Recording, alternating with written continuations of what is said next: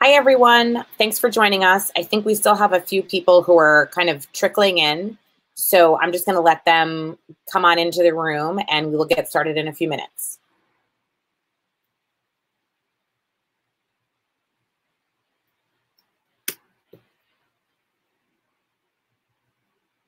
I always love reading these comments on the right-hand side in the chat about where everyone's coming from.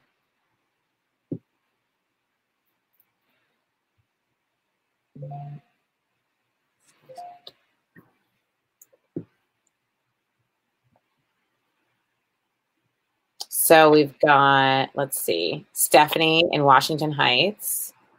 We've got someone who's coming to us from downtown Springfield Center. That's very funny. Reading, Pennsylvania. Oh, Newburgh. Oneonta. All right. Oh, Edinburgh, Scotland. Wow.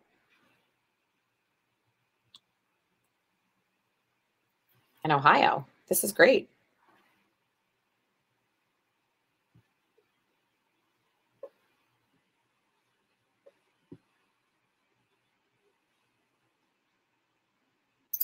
And we've got a neighbor here from the Bronx.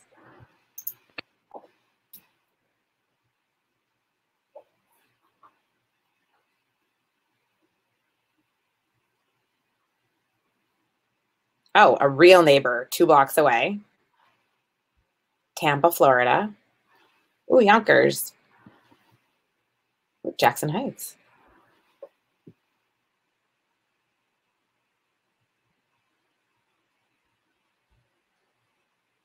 Syracuse. All right. Oh, another Inwood person.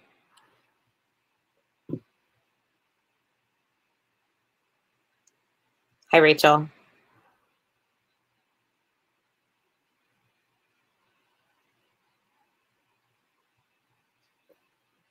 Okay, so it's 6:04. I'll give people 1 more minute and then we'll get started.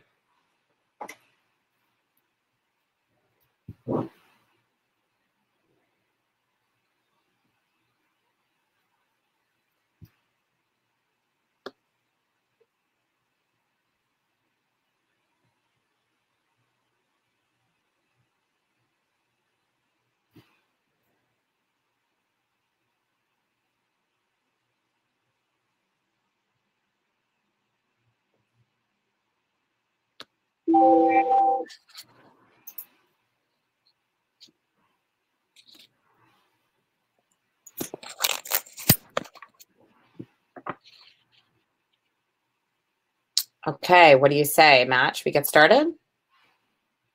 Okay, let's see if I do this correctly. All right, thank you.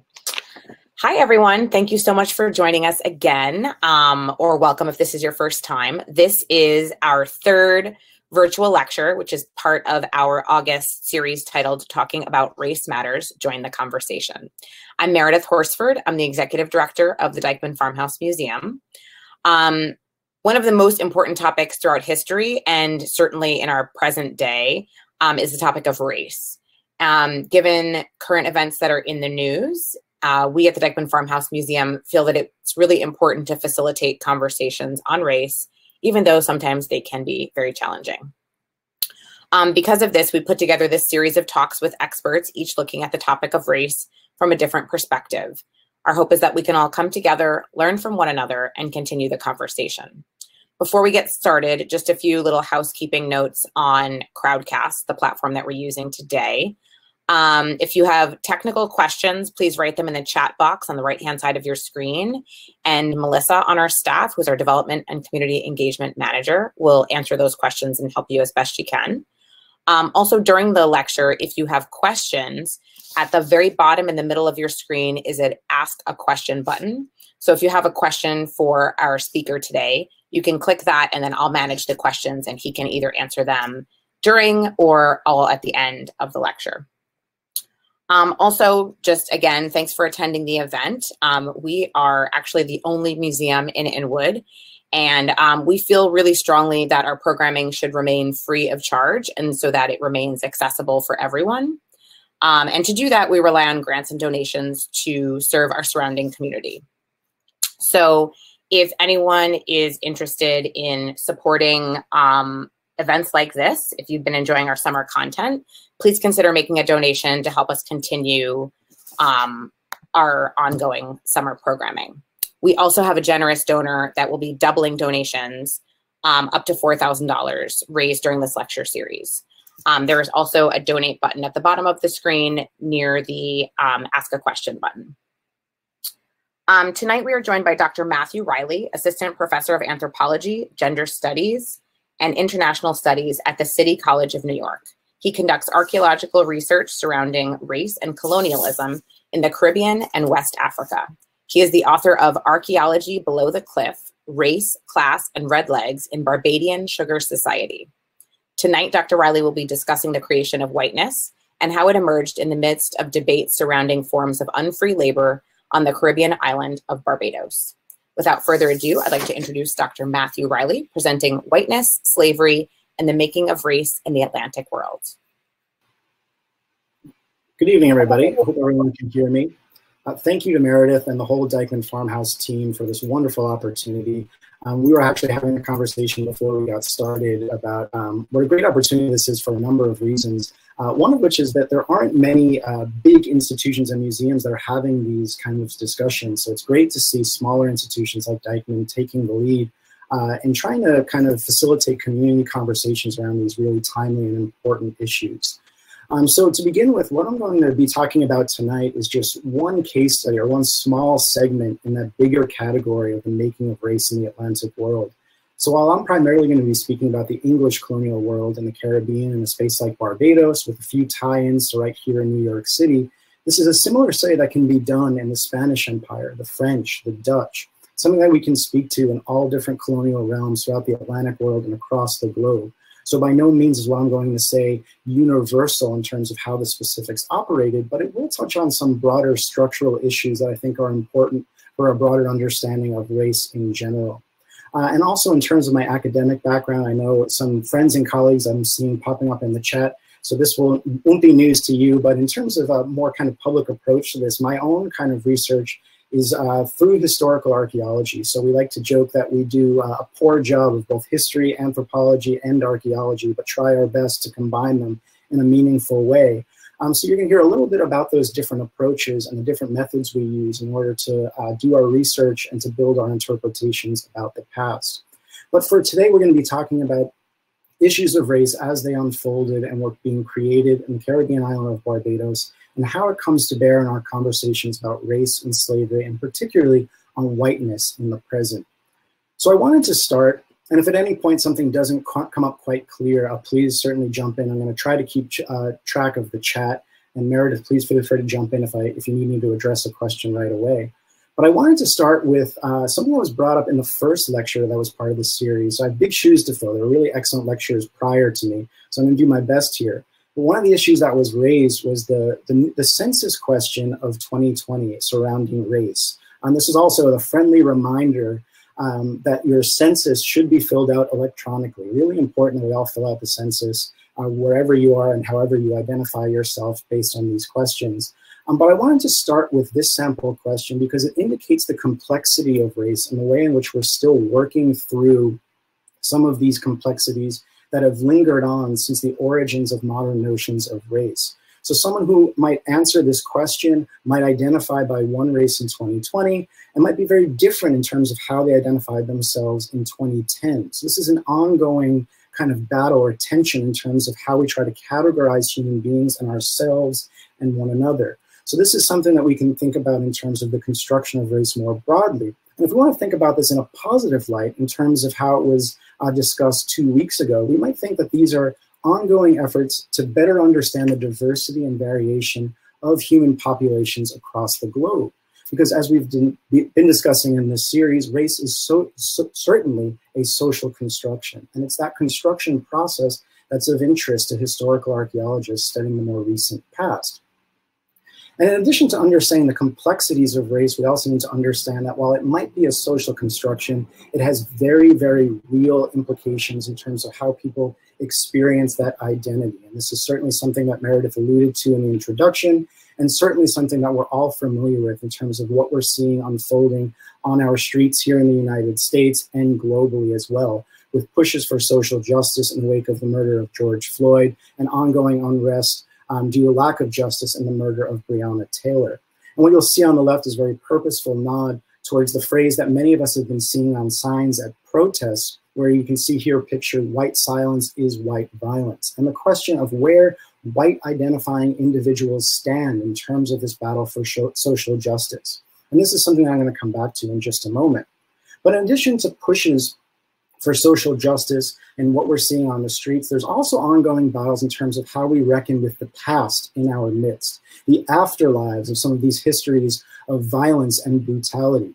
Many of us are going to be aware, of course, of the battle going on surrounding monuments on a global scale. Here you're seeing the tearing down of the Colson Monument in England, the tossing of the statue into the river, certainly symbolic of some of the pushes for social justice and how it's certainly tied to instances of racial injustice in the past. So these are ongoing debates that force us to reckon with uncomfortable pasts and push us to think more critically about how those pasts weigh on the present and might determine where we might go in the future. So in addition to the more community organized elements of thinking about physical reminders of the past on our landscape today, we're also seeing monumental efforts in terms of how history is presented to the public and through educational outlets. And one series that I'll make a nod towards here is the excellent series by Nicole Hannah-Jones, the 1619 project that was done through the New York Times Magazine.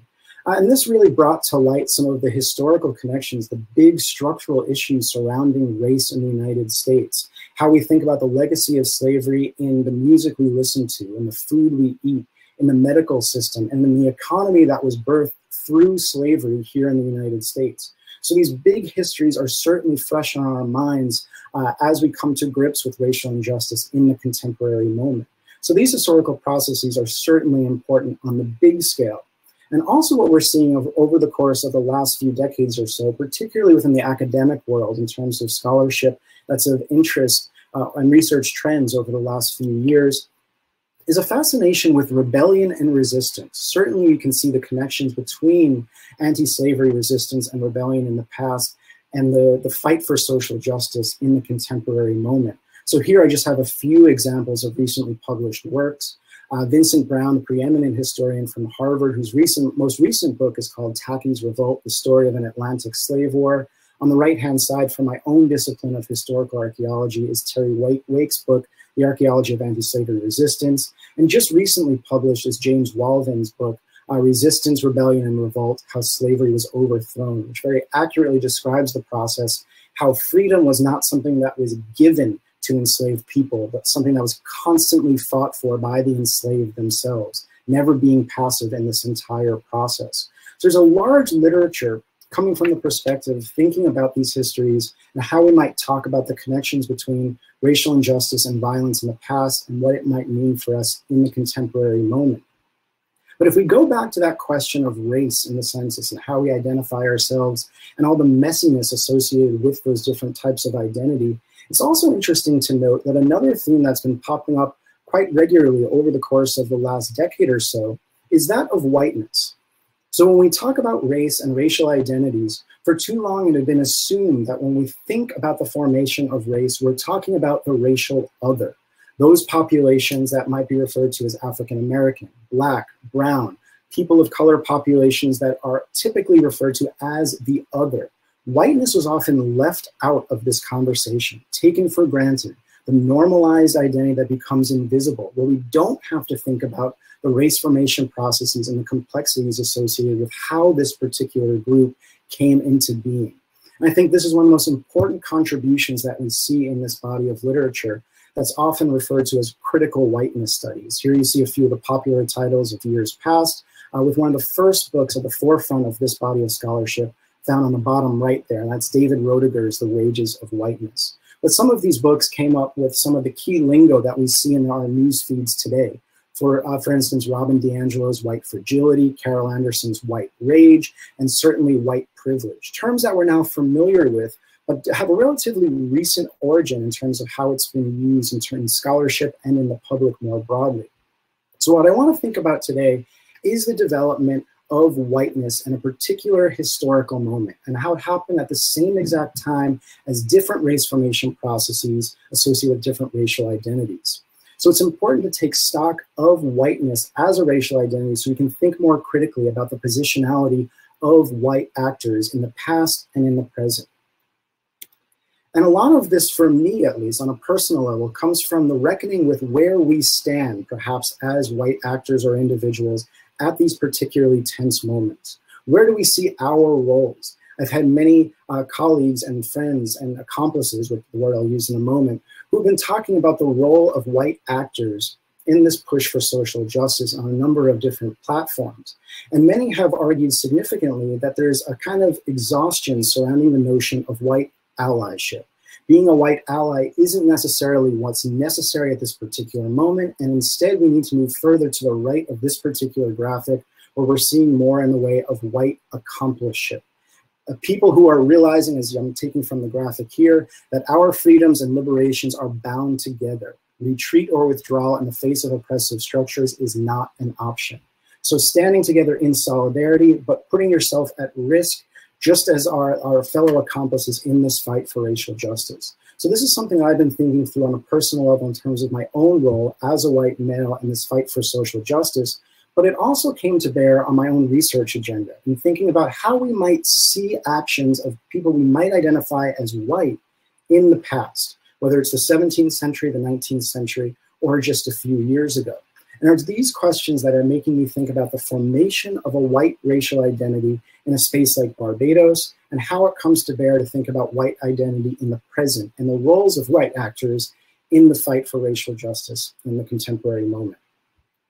So to take us back a little bit, while I noted that critical whiteness studies arguably has its origins in the early 1990s, we can take this back over 100 years ago. So one of the founders of what many argue is the founder of American sociology, W.B. Du Bois, who was thinking about these issues well over 100 years ago in his studies of Black Reconstruction in the American South. And it's from his 1920 work, Dark Water, where he notes that the discovery of personal whiteness among the world's peoples is a very modern thing, a 19th and 20th century matter indeed. And this is a really astute point, and it comes at a particular moment when W.B. Du Bois is noting what this post-bellum American climate is like, where we see the confluence of scientific racism. We see a coalescence of different identities that had previously been divided by race, class, nationalism, by religion, by gender, all coming together under the banner of what might be identified as a white identity. Now, Du Bois was aware of all these factors affecting the American population at the end of the 19th century, but he was equally aware of the long historical processes that led us to that particular moment. It wasn't as if in the mid-19th century, populations across the country woke up and understood and realized and embraced the fact that they were white. Instead, there were structural forces in place from centuries prior that allowed us to get to this particular moment where there was an understanding of this imagined notion of who is and who is not white. And these are long, complicated processes that deserve historical attention because they better help us understand our current predicament when it comes to racial identity and racial justice. So the formation of a white identity is something that was critical to me as I was starting my studies on the Caribbean island of Barbados.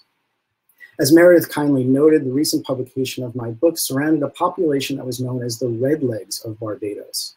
This picture here was taken in the late 19th century on the east coast of the island, and it's a group of Barbadians who were colloquially known as the Redlegs or Poor Whites. Now, these individuals were said to be the descendants of 17th century indentured servants who came from places like Scotland, Wales, England, and many times Ireland, to work on the earliest small farms and plantations in Barbados. And at some point over the course of the 17th century, as England became more aggressively involved in the transatlantic slave trade, this population was pushed to the margins of the plantation landscape, eking out a living on subsistence farming, working on plantations, working as fishermen. And it's this population that I studied beginning about 10 years ago. And through archaeological work, oral history work, I tried to better understand their place in sugar society, often dictated by white plantocratic power and the enslavement of Black bodies on sugar plantations. And the result of that study, as Meredith kindly pointed out, was Archaeology Below the Cliff. Here's a moment of very shameless self-promotion. So if you're interested, I can certainly share the information for this book, which you can get at a discounted price, I still believe. I think it's still 30 or 40% off. But anyway, that's not the important part.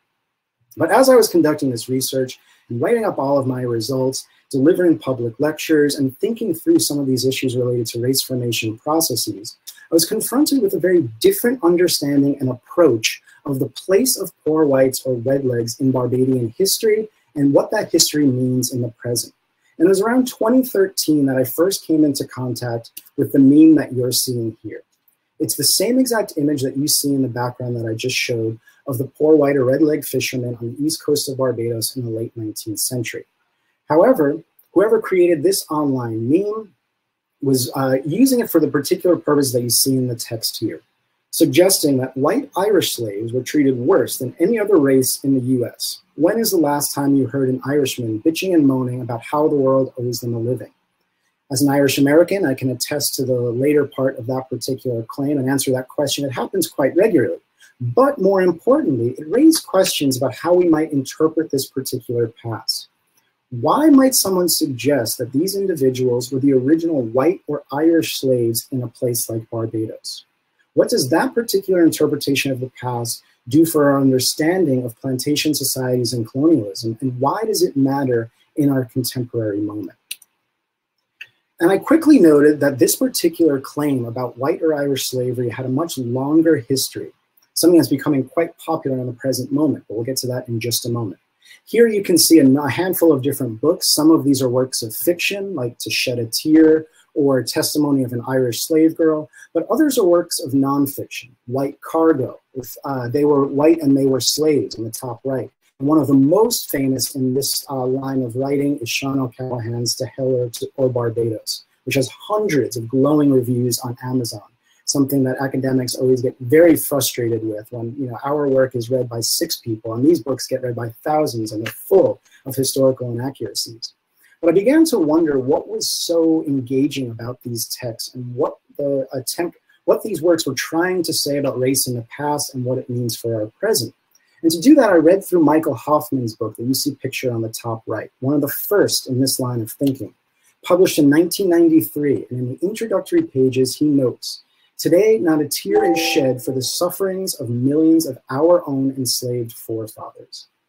I have "our" in red here to highlight the fact that Hoffman is making a very particular point about racial identity in the past and present. Here he's suggesting that his readership and audience is going to be other white individuals who are sick and tired of having this white slavery story swept under the rug, suggesting that we need more attention to the sufferings of white populations in the past to better think through what this means for our contemporary political reality. So this is back in 1993, almost 30 years ago now. But you can see here the academic works influence large-scale public embrace. And this is, you can see here on the right-hand side of your screen, one recent article just a few years ago published in the Newport Buzz, The Irish Slave Trade, the slaves that time forgot. And there are countless examples of these stories.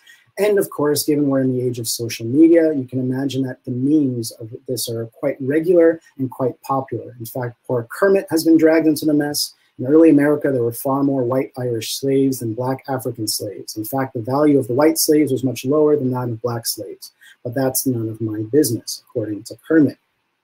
This is also something we see in a number of different formats in terms of apparel that's being sold. So if there's someone special in your life that you think could use an Irish Power sweatshirt, I'm sure you can find one online. But this, you can see here on the sweatshirt, Irish Power, First American Slaves United. And then why aren't Irish Americans in outrage? They were the first slaves and they were treated worse than African American slaves. Bet most people don't even know that. And very purposeful use of the Confederate flag in the background. So we have academic literature, or quote unquote academic literature, originating in the 1990s and into the early 2000s. But it wasn't until recently that this myth really took off. And we're going to address the actual myth itself, or the claim of white slavery, in just a few moments. But I want to highlight why it surfaced in recent years. And to do that, I'm going to turn to the work of Liam Hogan. Oh, in fact, here, I forgot about this last slide here. This is the slide, the photo that's been used most recently. Many of you may have seen this in your news feeds or circulating online. This is now the image that's often tagged as being indicative of white Irish slavery in the 19th century. Unfortunately, people who recycle this image aren't usually aware that this is a photo of Italian coal miners in Belgium from the 1920s. So it has nothing to do with who might be identified as an Irish slave in the Americas on plantations or anything like that. But this is how these things kind of get recycled.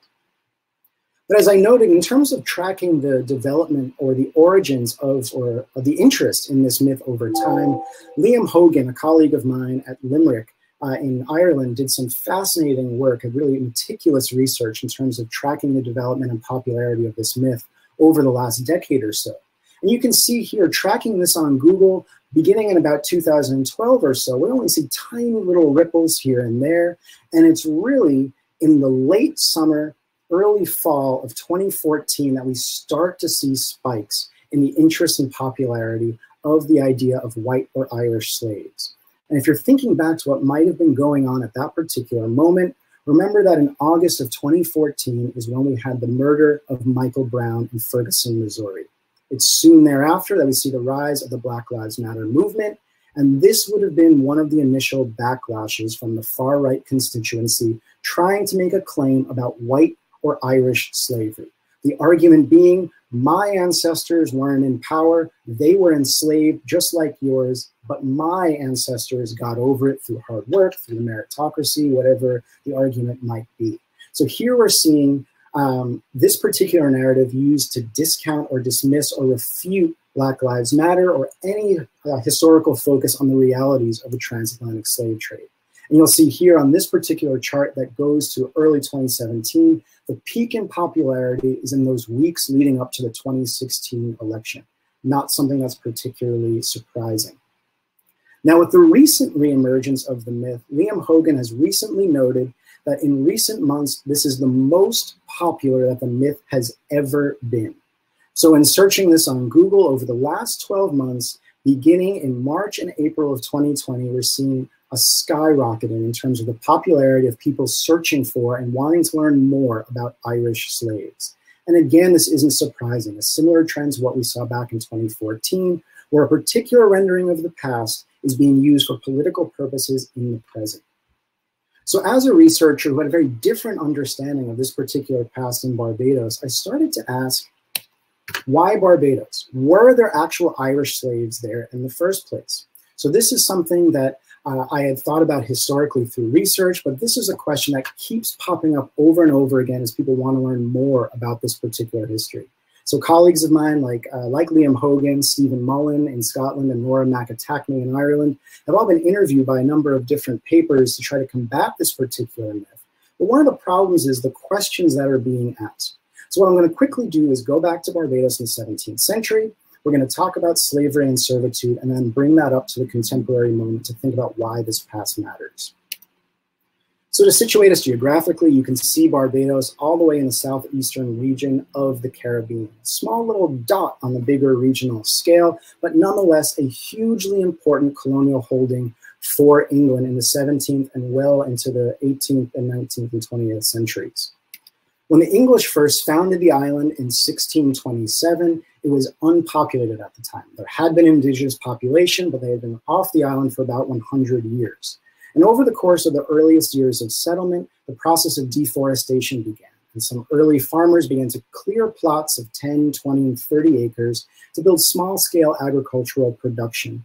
And to do this, they required the labor of indentured servants, laborers, Amerindian laborers coming from South America, and of course, enslaved Africans. But over the course of several years, what initially comes through is the arrival of sugar technology. And with the arrival of this technology coming from Dutch Brazil at the time in the 1630s and 1640s is a complete transformation of this English colony. All of a sudden, small farms for tobacco, cotton, indigo become completely eclipsed by the productive power of sugar. And here you're just going to see a few images of what this landscape would have looked like once the sugar revolution took hold. So by the mid part of the 17th century, most of the island was eclipsed by sugar production. fields worked by countless enslaved Africans, toiling in the fields to cut the cane. The cane was then cut and dragged to the windmill that you see pictured here. The cane could be grinded through the vertical rollers pictured at the center. The juice would be drained into this factory or boiling house that you see pictured here. So if you get a sense of the industrial scale of this process, it really calls into question some preconceived notions about the Industrial Revolution. A lot of scholars of the Caribbean have long noted that rather than looking to England in the 18th century, the Industrial Revolution was really sparked on Caribbean plantations, and it was done so on the backs of enslaved Africans who've long toiled in the fields and in these boiling houses to produce the wealth that would eventually go on to start or spark the Industrial Revolution in England.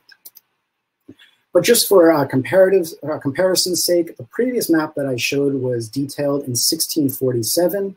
The map that you see pictured here was made in 1675. And what's truly remarkable about this map is that every single dot that you see represents an individual sugar plantation.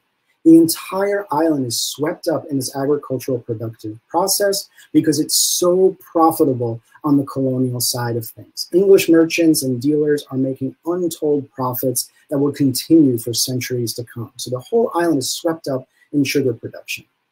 And in addition to the changing agricultural scene, what we also see is a complete shift in the individuals who are laboring on these plantations. In the earliest decades, what we see is a largely European descendant population. And very purposeful here in the population growth, noting that these are European individuals and not white individuals. It's very rare in the 17th century in Barbados that we see individuals referred to as white.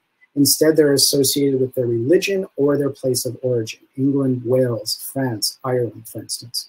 But by 1680 and 1715, we're now dealing with an overwhelmingly majority African population.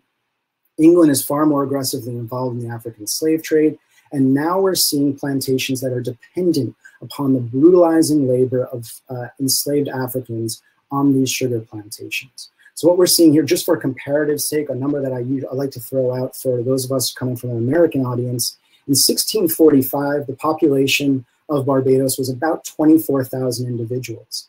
At around the same time, the combined population of Massachusetts and Virginia was around 27,000 individuals. So an incredibly important colony for England, economically, politically, socially, and in terms of its development as a colonial empire.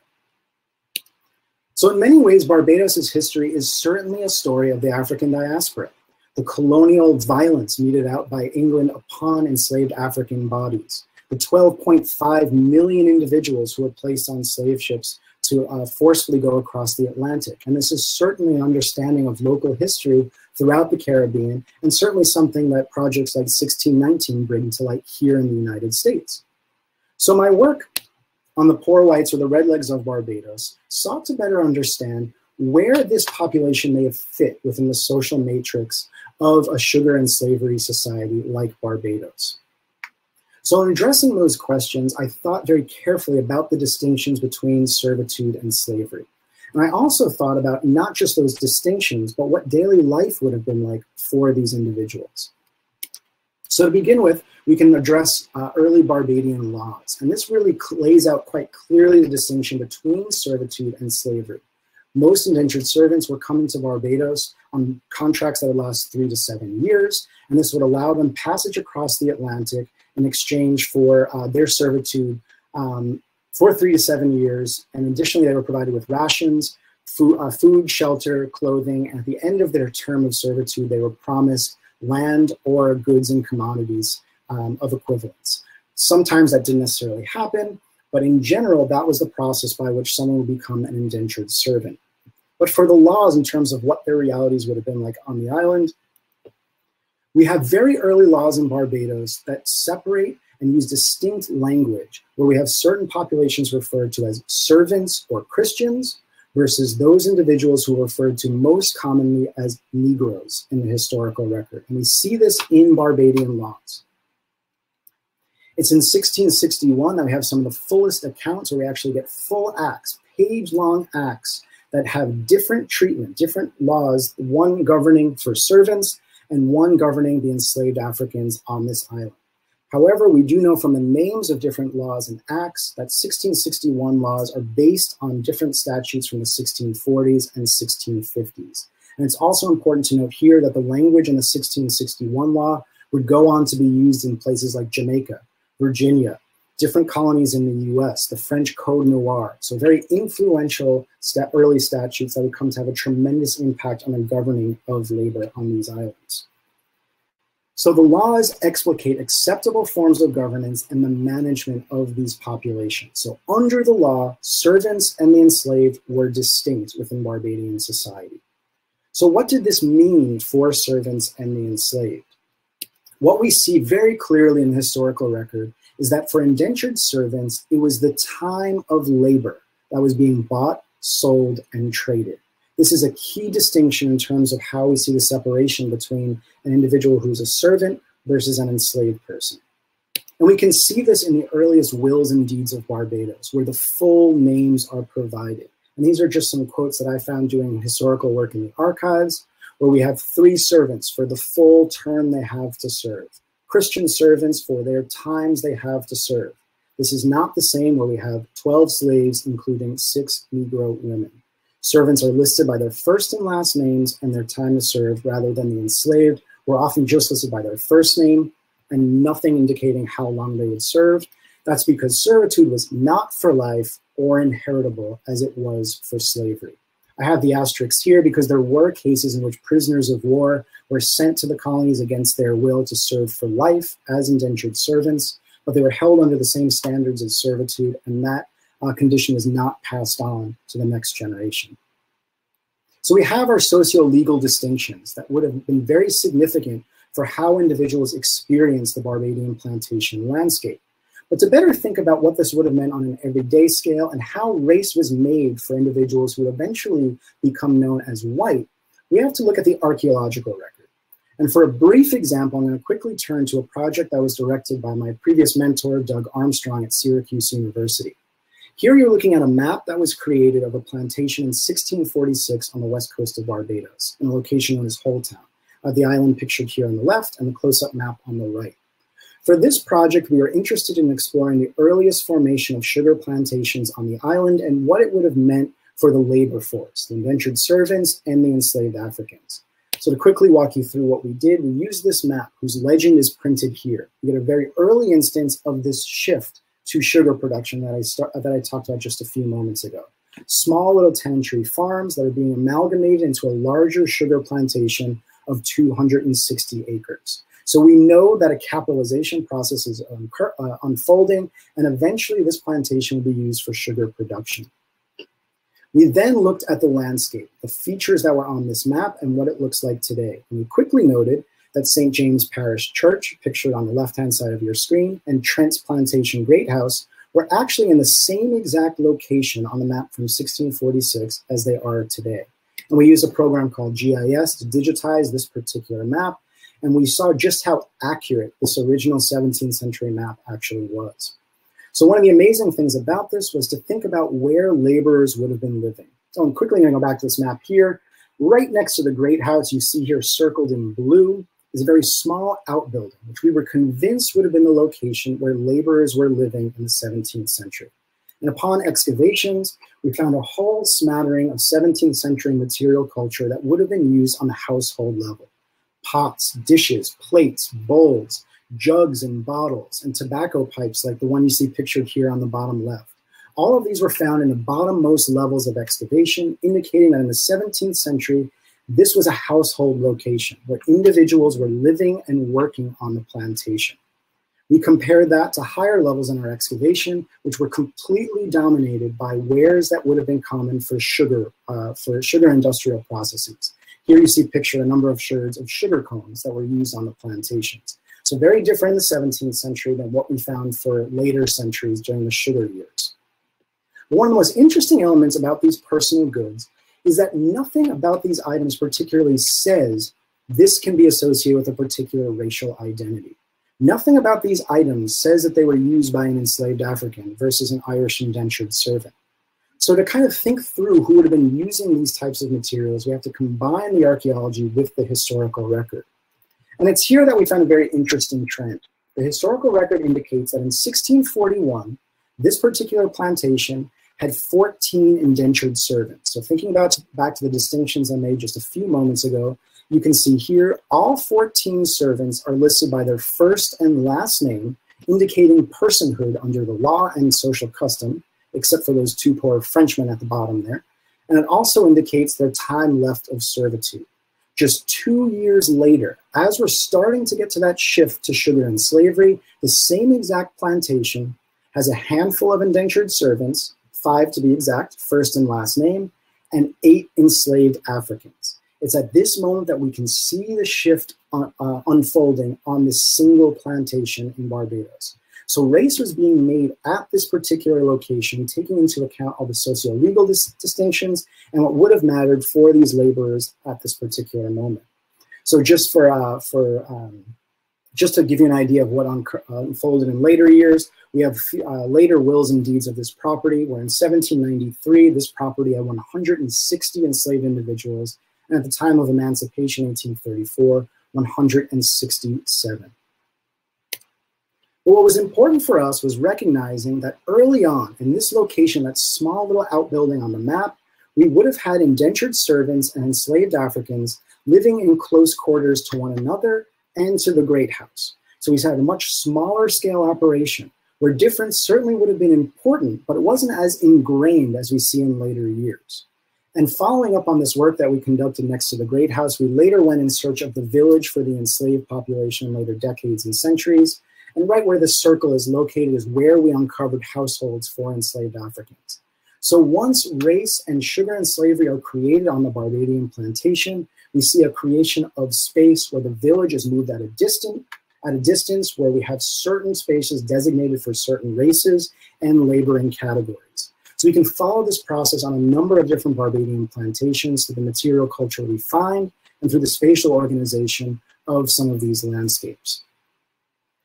I'm going to quickly turn here to the work of Jenny Shaw, whose wonderful book features this exact map on the front cover. And some of the remarkable work that Jenny has conducted indicated the ways in which life would have changed for indentured servants as race was being constructed during this particular century. And she traces the way in which certain indentured servants, primarily Irish, we see here that Irish indentured servants may have suffered in the same way as enslaved Africans, very hard work regimes. They suffered under the lash from brutal masters. What we do see from Jenny Shaw's work is that certain indentured servants would then go on to finish their term of indenture and go on to own enslaved Africans themselves, taking part in the process where they accept their racial identity and their place in the power structure in Barbados. So we do see some instances of indentured servants, including Irish servants, participating in that colonial sugar and slavery machine. From Jenny Shaw, we also see that by the late 17th century, it's less and less common that we see Irish, Scottish, Christian, or pagan found in the historical record of the island. Instead, we're starting to see white being used as a racial signifier once we get this racialized system in place, as it's far more important for the success of the colony than those previous divisions of Scottish versus Irish. So that's when we start to see unfolding by the late part of the 17th century. So I started to think through some of these issues of the differences between servants and the enslaved. Was it the case that all indentured servants would quickly finish their term and run out to own enslaved Africans and plantations themselves? And what we see is that it's far more complex than that. And in fact, what we can turn to is the record of resistance and rebellion. So to give you an idea of what was unfolding in the 17th century, as I mentioned earlier, enslaved Africans were never passive in these circumstances. And a good indication of this is the plot or conspiracy of 1675, where it's noted in Barbadian council minutes that at least 107 enslaved Africans were arrested for their apparent role in this particular plot. I'm going to note here some gruesome and violent details just to point out what enslaved people were risking by plotting a rebellion. Note here that this was a plot that never actually unfolded. But just uncovering the plot, this is how those arrested were treated and punished. I have the source here at the bottom. 17 were quickly found guilty and executed. 6 were burned alive, and 11 were beheaded, later to have their bodies being dragged through the streets of Barbados as a warning sign to anyone who would dare form a plan to rise up against their white masters. We also see the agency of the enslaved who are captured here in very brutal detail, but nonetheless important. 5 others that are hanged themselves because they would not stand trial. And in looking at these brutal histories, I thought more about the question I started with accomplishment. The choices that certain individuals can make about where they see their allegiance and what they can do in terms of their positionality in the forming racialized structures that are all around them. And I noted that in terms of resistance, this was an ongoing phenomenon throughout the 17th century, happening just about once every decade. There would be an actual rebellion or at least a conspiracy to start one. Here again is the source from Jerry Handler's work. In the 1630s and late 1640s, we have one record of servants, particularly Irish, plotting a rebellion. In 1655, Barbadian council learns that, quote, there are several Irish servants and Negroes out in rebellion. 2 decades later, a massive rebellion that I just noted on the previous slide planned by the enslaved to install a chair of state or a stool. Here, this is indicating the persistence of West Africans, specifically Akan political structures. A decade later, in 1685, rumors circulated of a rising design by the Negroes in combination with the white servants to destroy all masters and mistresses. Ordered that the enslaved be closely monitored by white servants who the planters, quote, can well trust and confide in. Here we're seeing in the late portion of the 17th century, planters are aware of the complexities of white or servant identity. Some aligning themselves, being accomplices with the enslaved. Others joining the wheels of the plantocracy to ensure the success of this colonial system. So it's far more complex than just simply someone's a servant versus someone's enslaved. It's what individuals do with their agency that really highlights the complexity of race as it's being formulated in the 17th century on this island. And then finally in 1692, we get extensive rebellion plans, years in the making, involving, quote, 4 or 5 Irishmen. And as a final note here, there are no major plots or rebellion throughout the entirety of the 18th century, and we get our major rebellion on the island, the most famous that some refer to as the Bussa Rebellion in 1816. But by the end of the 17th century, we're at the point now where we see that the racial hierarchy has been solidified. Those distinctions between Irish, Scottish, and English servants are not nearly as important as that umbrella category of white and what it means in a planter situation or society. So in closing here, what I'd like to do is quickly turn back to why this kind of matters on our contemporary landscape and at our contemporary moment. So given that this series is being wonderfully organized by the Dyckman House, I wanted to talk a little bit about how we might see these types of histories, or the complexities of these histories, right here in the New York area. So some of you might be familiar with this signage. Sadly, it's the only sign that represents this history in Lower Manhattan. But in the financial district, there is a monument or a little marker put up by the Parks Department about the municipal slave market. In 1711, just off of Wall Street, there was a slave market that was established that brought enslaved Africans to New York City shores. And at the very, very bottom of this text, you may not be able to see it here. It's very important to note that within months of establishing this market, there was an open rebellion in which an orchard was burned, and I believe there was 9 or 11 white planters were killed at the hands of rebelling enslaved Africans. So right in Lower Manhattan, we have this instance of rebellion against the racial order of the then English colonists. Just down the road from the Wall Street slave market is another familiar sight to many of you. This is Federal Hall. But before this was actually Federal Hall, this of course was City Hall for New York City. And within those walls, they heard a court case in 1741, the proceedings and the detection of the conspiracy formed by some white people in conjunction with Negro and other slaves for the burning the city of New York in America. This was a plot that was uncovered and in some ways sparked off a little too early, that was formed on the docks of New York City. Enslaved people, free people of color, Irish dock workers, there were bar hands and bartenders that were involved in this conspiracy. Individuals coming together in solidarity to rebel against a particular race and class order that was being formed just prior to the American Revolution and the founding of this particular country, just again in the lower side of Manhattan. And then again, since this is the Dyckman Farmhouse, I also wanted to point out the excellent work that's being done by students and people at this particular institution. Oh, I should also mention that if anyone's interested in these lost histories, I strongly encourage you when things open up again to go experience the Black Gotham experience. It's run by Kamau Ware, whose picture on the right-hand side of your screen, and he'll walk you through the financial district, pointing out these particular episodes in this long-lost revolutionary history of Lower Manhattan. So please take advantage at some point and follow their work on social media. It's a great institution.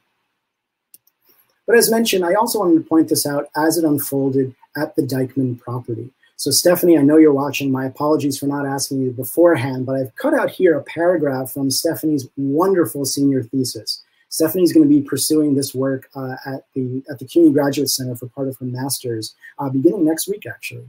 So I highlighted some of the process here as it would have affected Northern Manhattan. It's hard to think about this now in the 21st century, but Northern Manhattan, Inwood, was, of course, all farmland, which is where we get the Dyckman farmhouse name. And it was acquired in 1677. There were previous holders, Jan Dyckman, for instance, and it's noted here at the very bottom of the paragraph. You can see on March 11, 1684, Jan Nagel's barn was, quote, set on fire by his own Negro, who ran away and was discovered next morning hanging to a tree. Now, this is a very short little moment in the historical record. Nonetheless, it provides tremendous insight to the racial order that was forming here in New York City. We have an enslaved person who is discontent or dissatisfied with the circumstances and chooses to take action in the most drastic and extreme of forms, burning the property of this Dutch colonist. And we don't get many details from this particular record. Is this something personal between Jan Nagel and this enslaved individual? Is this something that was part of a bigger mission that never actually unfolded? We may not never know answers to those particular questions, but it does highlight the fact that there were constant contestations to the racial order as it was being formed right here in New York City, in spaces that are connected through the Atlantic world to places like Barbados, where similar things are happening at the same exact time. So what I'm pointing out here is this is not an encouragement for everyone to go out and burn down the farms or burn down New York City for that matter. I'm sure there are insurance issues involved with Dyckman House, so sorry if I'm even saying that. But what I'm really trying to point out here is that there are different histories that we can choose to embrace and observe, or histories that we can choose to forget and sideline in our current understanding of why they matter in the contemporary moment. It's not as simple as simply saying Irish people were enslaved or servants. It's more prudent to better understand how these situations and structures came to be and what individual actors did with those circumstances. So one of the last things I'll point out here is continuing with the theme of New York City. It's when we talk about the history of Manhattan and New York City more broadly, we often come to the discrimination faced by the Irish. The racialization faced by Irish immigrants during the famine is one of the most well-known and infamous periods of New York City history. And it's important to note here that a lot of scholars have addressed this process over the years, one book even being called How the Irish Became White. And it's this race formation process that has long perplexed scholars to understand the Irish experience in New York City. But I here want to draw your attention to Peter O'Neill's recent excellent book, The Famine Irish and the American Racial State. And in this book, Peter masterfully argues that there wasn't necessarily a process of becoming white for the Irish, because those historical structures had already been put in place centuries prior. The Irish arrived to a racialized state that already identified them as white. This is not to say that they didn't go through discrimination or hardship. We have all types of documents that say otherwise and accurately say otherwise. But what it does suggest is that these historical race-making processes will affect how individuals experience racialized states and the structures of racism on an everyday basis. The organization of space, who can or cannot be permitted to be in a certain area, how they interact with individuals who are defined as racially different with one another. All those structures have long been in the process of making and continue to be made in the 21st century. So in closing, I do want to draw our attention to a couple of the spaces around New York City where I could encourage you to explore these histories in more detail. Some excellent sites that have long been sidelined, not getting the proper attention that they deserve. On the top left is the African Burial Ground. I'd like to note here that 2021 is going to be the 30th anniversary of the rediscovery archaeologically of this incredibly important site, of enslaved Africans who were buried in downtown Manhattan from the late 17th century to the 18th century. On the bottom left, you'll see Weeksville Heritage Center in Brooklyn. On the top right, you'll see Seneca Village getting a lot more attention and press at the moment, a previously African-American community that was evicted and thrown out of their community through eminent domain for the creation of Central Park. It's also important to note that that community was about 2/3 African-American and about 1/3 Irish immigrant. So in terms of the relationship between those populations, a lot of research remains to be done. And then on the bottom right, an incredible resource in northern Manhattan, a neighbor to the Dyckman Farmhouse, is the Schomburg Center, incredibly rich resource for historical research, and then also a great center for events surrounding Black culture. So please take a visit virtually or again when things open up. So the last slide I'll show here is to think about this progression in terms of actor, ally, accomplice. This certainly resonates for how we're experiencing this particular political climate and the choices that we might make as actors in this particular moment of racial tension and the push for racial justice. As someone who does this through historical archaeology, I can ask similar questions of peoples of the past, where it's not so easy to simply say someone is either a slave or a servant, but instead to better understand the processes that made those identities possible, and then the relationships between those individual actors as they fought for their own instances of justice in their own lives. And they can make claims about their own lives and how they mattered in the past and how we can do right by them in the contemporary moment to think about this in the future as well. So with that, I'll say thank you and open things up to questions and conversation. So hopefully I didn't see any of the questions popping up, but please feel free to ask anything that might be burning at the moment.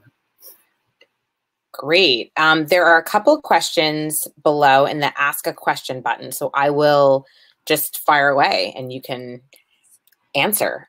So a couple of them, so people have been voting for which questions they have the most interest in hearing the answers to, so I'll start right at the top with the most sought after one. It says, from the document that you showed, it looks like no Irish women were indentured servants, but there are women enslaved Africans. Was gender a difference between slaves and servants? Absolutely. It's a difficult question to answer with quantitative figures, mostly because when servants were arriving, there isn't any big type of historical record that indicates how many servants were arriving, who they were, or where they were coming from. And that's similarly the case for enslaved Africans. And this is very early in the 17th century. The records aren't as robust as they would become later. What we do see is that early on the plantations, at least, the labor was almost specifically reserved for males to work in the fields. And what we do see for indentured servants who are women, a lot of them are in a port town. Many are suffering under sexual exploitation in some of the brothels that are opening up in Bridgetown. This was a notorious port town whose reputation only was preceded by Port Royal in Jamaica. But we do see there is a division in terms of the gendered labor that's happening in 17th century Barbados. But once slavery really takes hold and enslaved Africans begin working on the plantations in far higher numbers, we've seen this not just in Barbados, but a number of Caribbean territories where field laborers, we're seeing a slight majority are actually female, working in the cane fields, working in coffee plantations. So we do see a slight majority of females working in these very difficult field positions. Great. The next question here is, were any laws developing that provided any sort of legal redress to indentured workers that were not instituted for enslaved people? Yes, that is a great question. And due to time, I actually didn't get into all of those details. But what we actually see in that 1661 statute, there's all kinds of legal recourse for indentured servants. And this actually pops up in the historical record, where servants who feel that they were mistreated by their masters can actually take their masters to court and sue them for certain belongings, could put them into prison for a certain period. And this does happen occasionally. Nothing like this was extended to enslaved Africans. There was no legal recourse. And in fact, it's not until the 19th century that enslaved Africans or free people of color can even testify in court. So what we see is very stark legal distinctions of how individuals are treated under the law. And that certainly corresponds to the rights that servants had that the enslaved did not have. And in terms of those laws, I should also add, as it relates to rebellion, most of the 1661 law related to the governing of enslaved people is concerned with rebellion and uprisings. All different types of procedures of how to punish individuals who leave the plantation. If you hear murmurings of rebellion, what your recourse is in terms of punishment, there isn't nearly as much of that going on in the Act for the Governing of Servants. Okay, thank you. And let's see here. I've got a couple more questions for you. What happened to Irish servants after they finished their term of service? That's a really hard one to answer because we don't really get rich historical details. And that's largely because at this particular moment, all the money is in sugar plantations. So most of the documentation we have is related to what's going on these estates. So what we see is that many servants finish their period of indenture and try to get little small holdings around the island. So throughout the 1650s, 60s, and 70s, there are instances where we can track small little tobacco farms or cotton farms that pop up in the north or the northeast of the island that were being worked by previously indentured servants. So there were instances where people were able to get small plots for themselves, but once sugar takes over, it becomes increasingly difficult to even get any parcels of land. So once the island is gobbled up, it becomes increasingly difficult for servants to even make a living on the island. So many are pushed to the margins and they live in what were called tenantries, where they're paying rent to the plantation owner. And for the planters, these individuals were largely out of sight and out of mind. So as the book that was just published is called Archaeology Below the Cliff, and that's because that particular tenantry was literally located underneath a cliff. It was on the other side of the plantation, out of sight and out of mind. So these individuals were poorly documented. It's hard to get a sense of how many there were, how they made livings for themselves. So many would have been on the island, but some Irish did make their way to different colonial territories. We see instances of many of these poor former servants making their way to Jamaica, new colonies where opportunity is opening up if they had the means to acquire some land and passage throughout the Caribbean. But it is difficult to track in terms of numbers and actual instances of where people ended up. Okay, thank you. Let's see, the next question is, I read that in Barbados today, there is a pretty considerable movement about reparations. Can you speak to this? How is it going?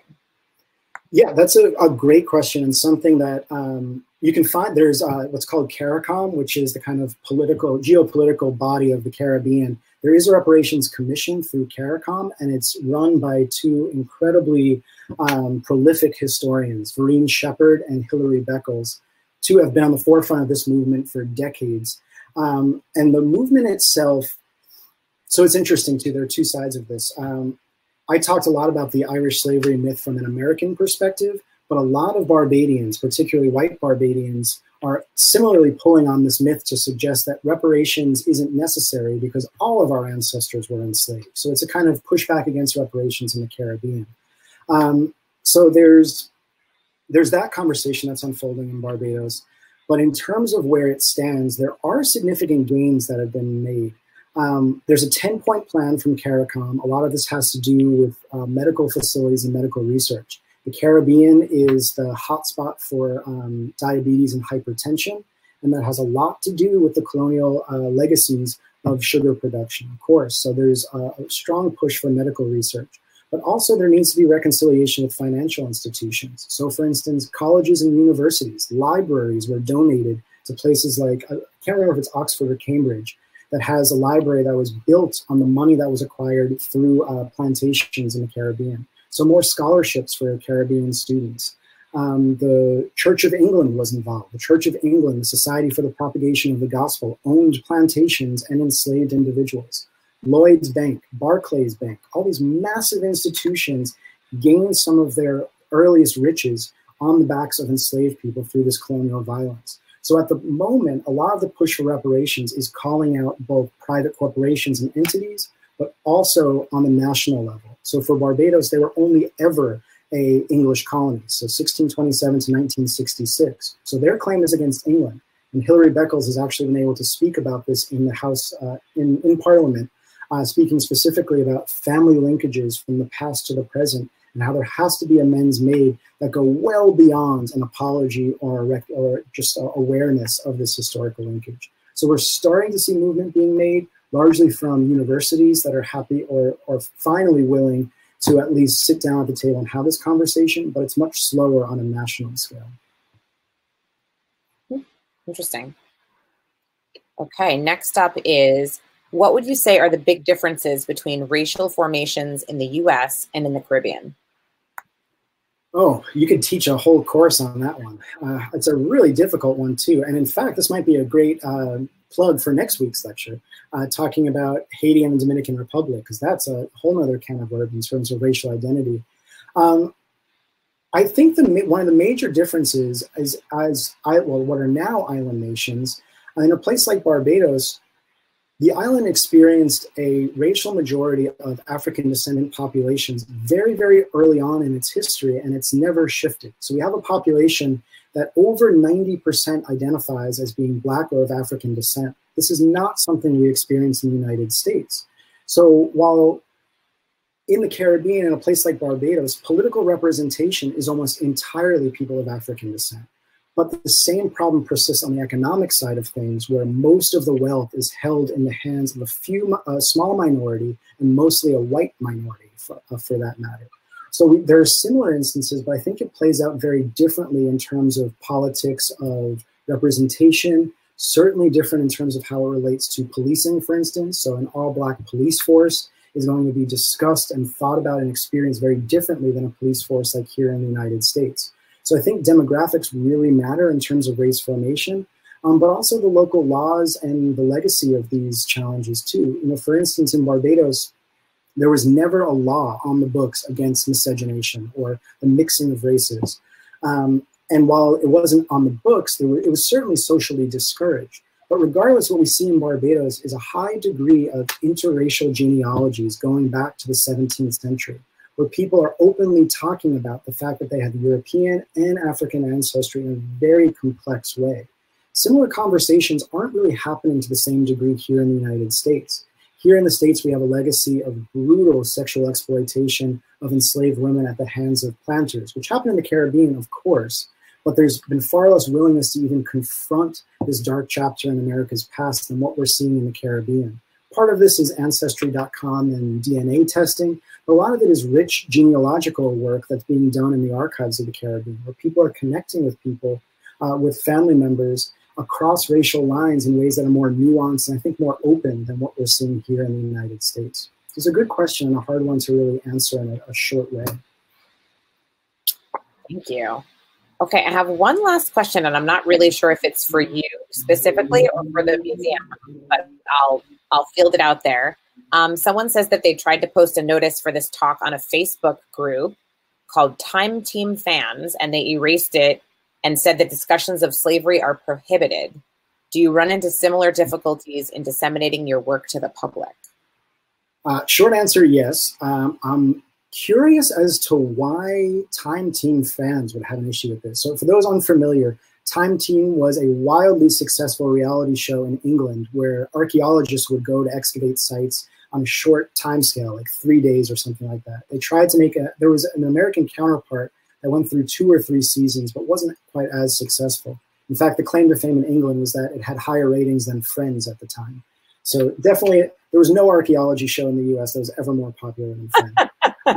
But it's a show that nonetheless kind of explores the nuances of history in England. So I'm a little surprised that that particular page would have an issue. But it speaks to broader issues and challenges. I've noted, I try to stay away from comment sections just about everywhere because it's just infuriating for everybody. But when things get posted in Barbadian social media groups, it inspires similar tension. What we see is people posting all of the articles about white slavery. They'll flood the news feed with stories about how the Irish suffered the most in Barbados to kind of drown out the more robust type of historical research.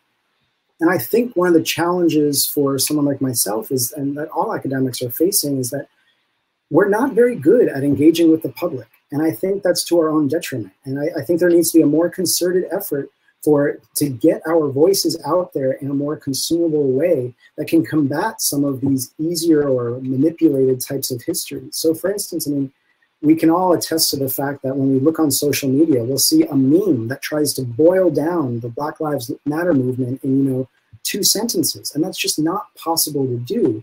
But I think academics need to do a better job in creatively finding outlets for our work that can engage with a public that desperately needs this type of scholarship and these types of approaches to better understand not just the past, but how it resonates now in the present. I had not heard of Time Team fans, so thanks for enlightening me. I think there are episodes on PBS's website in the States. Don't quote me on that, but you should be able to find them. I'll have to look it up. Okay, that was our last question for the evening. So first of all, thank you so much, Matt. That was great, really interesting, wonderful to listen to. And I think it's been really great to see how these lectures have all kind of worked nicely together. So just a reminder to everyone, tonight was our 3rd lecture in a series of 4. So I hope you can join us next Wednesday at 6 o'clock right here on Crowdcast for our final talk, thinking through race formations in Latin America and the US. And that lecture will be given by Dr. Maria Chavez Daza. Also be sure to register through the links that Melissa has been providing on our social media and also provided in the chat. Thank you so much for joining us and have a great rest of the evening. Thank you, everyone. Thanks, Matt.